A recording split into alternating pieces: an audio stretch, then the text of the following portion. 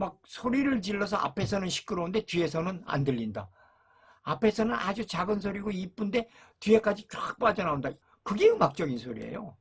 그런 소리를 갖고 연주할 수 있을 때 오케스트라가 발전하는 거죠. 안녕하세요. 음악평론가 문일근입니다. 오늘은 21세기 오케스트라 5번째 시간, 오케스트라 그레이드의 구분법입니다.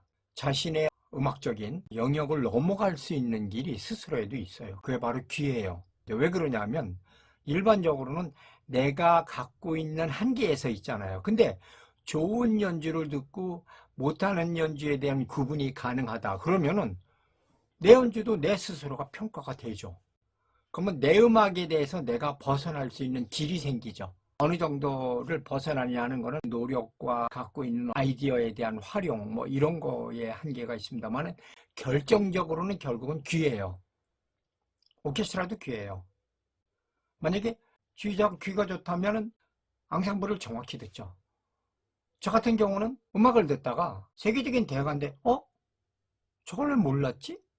물론 이제 연주 중에 발생할 수 있는 문제니까 뭐 순간적으로 착각을 할 수가 있어요. 근데 만약에 본인이 인식을 했다면 잘못한 걸 단원들이 어떤 문제를 앙상블이니까 뭐 실수나 뭐 이런 거는 아니에요. 앙상블 구도에서 생기는 문제죠. 그러면은 쳐다만 봐줘도 그거 되거든요. 근데 그냥 넘어가요. 그러니까 리더는 단원들이 문제가 발생했을 때 넘어가고 계속 진행하는 것도 물론 그건 당연하지만 순간순간 발생할 수 있는 문제를 컨트롤 해가며 가야 하거든요. 그래야 단원들이 긴장을 하고 음악적으로 집중을 할 수가 있죠. 여기서 제가 단원들이 긴장한다는 거는 지휘자의 어떤 사인이나 여기에 몰두해서 지휘자하고 같이 가는 거죠. 그럼 오케스트라가 굉장히 좋아지죠. 뭐 21세기 오케스트라 마찬가지예요. 궁극적으로는 얼마나 정확하게 듣고 그걸 분석적으로 평가해서 스스로 깨쳐나느냐. 이게 오케스트라 발전이죠. 어떤 면에서 보면 쉬워요. 개념적으로 보면 우리 그동안에 4대 권역별로 얘기했잖아요. 그럼 가장 기본이 어디라고 그랬어요? 동유럽이라고 그랬죠. 물론 이제 동유럽도 요즘은 많이 세련돼졌을 거예요. 저는 그걸 오염이라고 하거든요. 여기서 제가 오염됐다는 거는 있는 상태에서 룰에 의한 발전적인 지향이 아니고 외부적인 어떤 요소에 의해서 일시적으로 새로운 변화가 왔다는 얘기죠. 투박해졌다든가 거칠어졌다든가 뭐 단순함에서 벗어나는 거죠. 단순한 거 벗어난 건 너무 쉬워요. 하얀 옷을 입었을 때 잉크물감 조금만 한 방울만 탁 터도 확 변하잖아요. 단순하다는 거는 어떤 것도 다 드러낼 수 있는 거죠. 그런 오케스트라, 그게 이제 기본적이죠. 그러면 그걸 어떻게 구분하느냐? 소리가 굉장히 편해요. 푸근하고. 어떤 의지가 없죠. 빠가 아니라 그냥 아주 가볍죠. 그냥 소리가 그냥 뻥뻥 나오는 거죠. 그분들은 사회주의의 속박을 받았기 때문에 서구같이 펼치고 경쟁을 해서 나가는 게 아니라 그냥 자기 역할만 해주면 되거든요. 그러니까 음악이 단순화돼 있죠. 그게 어떻게 보면 저 같은 사람들, 역사를 연구하고 오케스트라의 그 분석적으로 보는 사람한테는 너무 좋은 자료죠. 거기다가 이제 그다음에 발전적인 건 뭐예요? 세련되고, 근데 이제 여기서 세련됐다는 얘기는 전제가 뭐냐면요, 음색이에요. 음색이 굉장히 진하고 세련돼야 돼요. 그 색깔이 하나의 원으로, 제가 이제 원이라는 표현을 왜 하냐면요, 소리 자체가 단순화됐을 때 동유럽 같은 경우는요 소리가 푸근하게 뻥 퍼져만 나가요. 근데 세련되면 모아져요. 모아져서 진원에 가까운 소리가 보여요. 둥근 소리죠. 거기다 배음 풍부하죠. 모든 조건이 앙상블이 기가 막히게 될 수밖에 없죠. 제가 유럽이 무너진다고 그랬잖아요. 그건 뭐 실제 나타나는 현상이니까. 근데 그게 앙상블 주법이 무너진 거예요.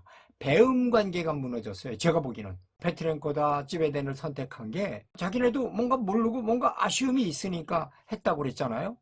근데 정확하게 파악을 했어야 돼요. 아마 제 생각에는 유럽에도 평론가들이나 또 이런 분들한테 의뢰를 해서 평가를 받았으면 좀 달라졌을 거예요. 그러면 쉽게 소리가 구분이 되죠. 그러나 앙상블이 굉장히 진원이라고 그랬잖아요. 쫙 모았는데 여기서 진원이 안 되는 소리가 들어왔어요. 그러면 그 부분이 드러나죠.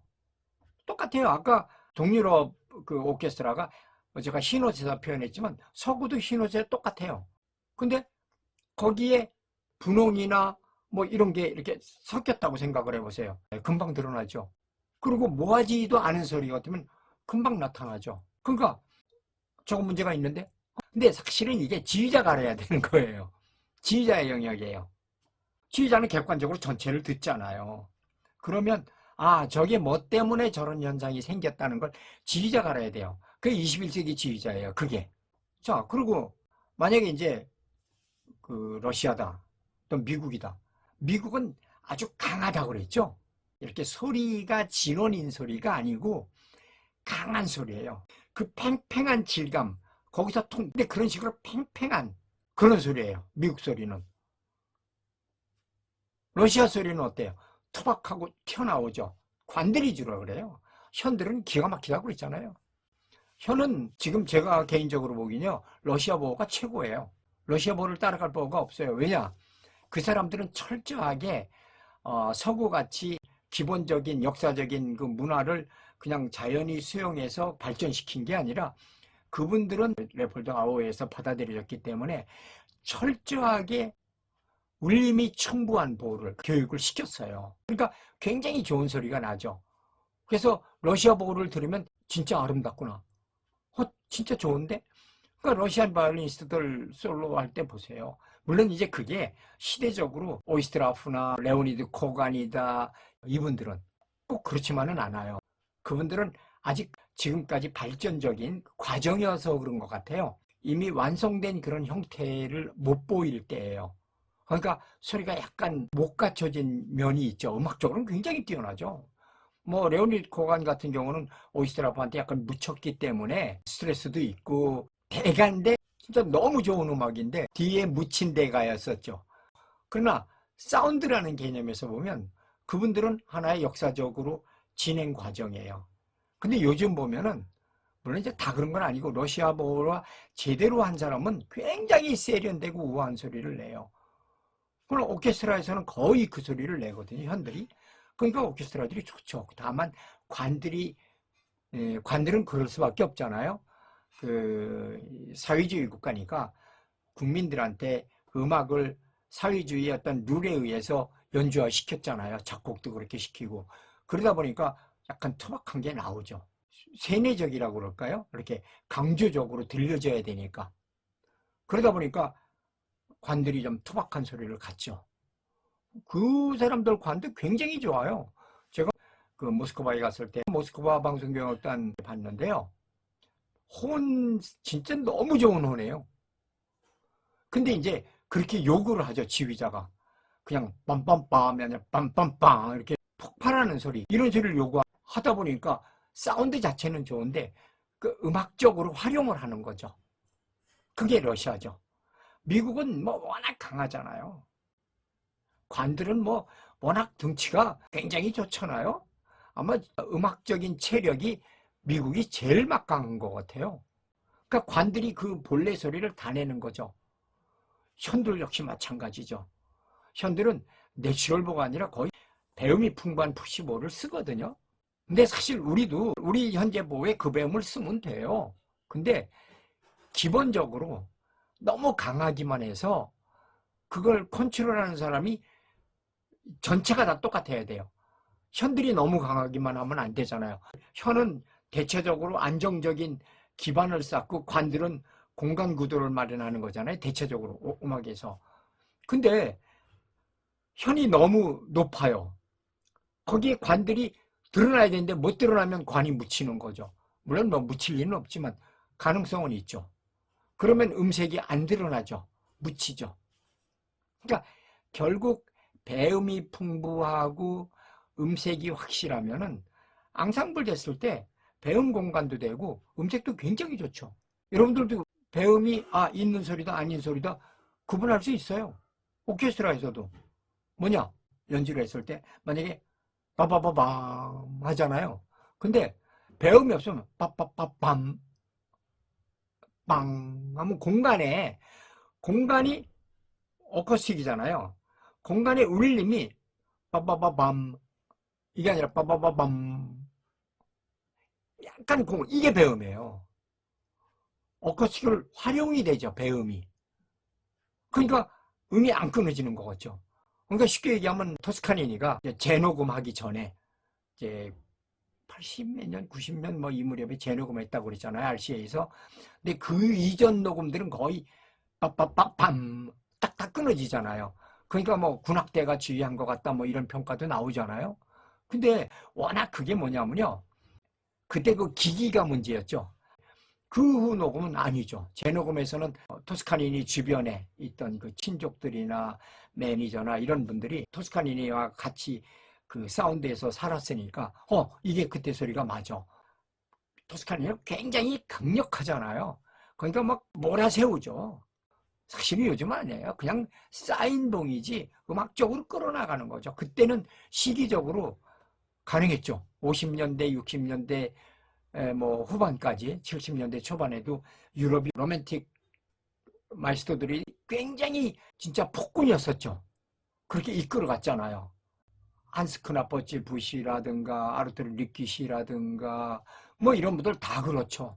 오토 클램펠러라든가 뭐 굉장히 로맨틱한데 굉장히 강하죠. 이기적으로 막 강조적이죠.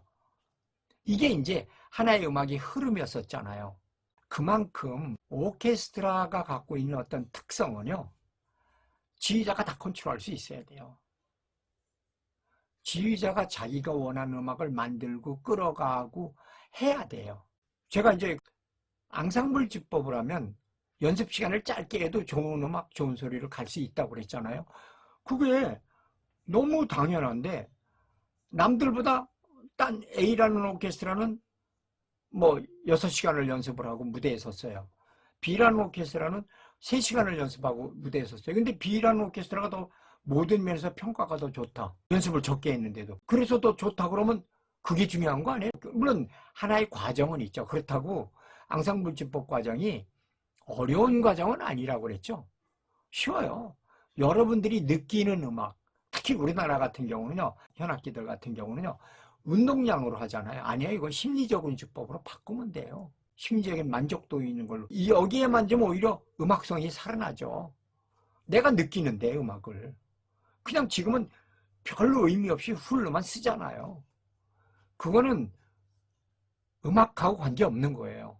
그냥 큰 소리를 만들어내는데 짧게 쓰고도 배음이 풍부하고 소리가 멀리 나가는 소리, 그게 중요한 거 아니에요? 제가 그랬잖아요. 막 소리를 질러서 앞에서는 시끄러운데 뒤에서는 안 들린다. 앞에서는 아주 작은 소리고 이쁜데 뒤에까지 쫙 빠져나온다. 그게 음악적인 소리예요. 그런 소리를 갖고 연주할 수 있을 때 오케스트라가 발전하는 거죠. 그러니까 오케스트라 그레이드를 정하는 거는요. 여러분들도 누구나 다 알 수 있어요. 앙상블 됐을 때 음색이 얼마나 사나 안 사나만 봐도 오케스트라 금방 구분되잖아요. 바로 그런 게 오케스트라 그레이드를 결정하는 거예요. 뭐 앙상블 무대에서 음색만 갖고도요. 그레이드 결정돼요. 앙상블이 딱 됐는데 아예 안 좋은 오케스트라는 뭐 어디라고는 말씀 안 드리겠어요. 음색이 없죠. 그냥 뭉쳐진 소리만 나죠. 그 안에 아주 희미하게 악기가 살아있죠. 그 악기들이 점점 명료해지고 나중에는 공간 구도도 확실하고 앙상블도 좋고 완벽하게 살았을 때 그게 탑 그레이드죠. 음색만 갖고도 그런 것 돼요. 뭐 4대 권역별의 그 음악에 갖고 있는 배음의 문제만 갖고 해도 되지만 배음하고 음색이죠. 앙상블 음색만 갖고도 그레이드가 충분히 가능해요. 그게 앞으로 여러분들이 좋은 21세기 지휘법에서 또 21세기 오케스트라에서 발전적으로 나갈 수 있는 지름길이에요. 자, 오늘은 여기서 끝내겠습니다. 감사합니다.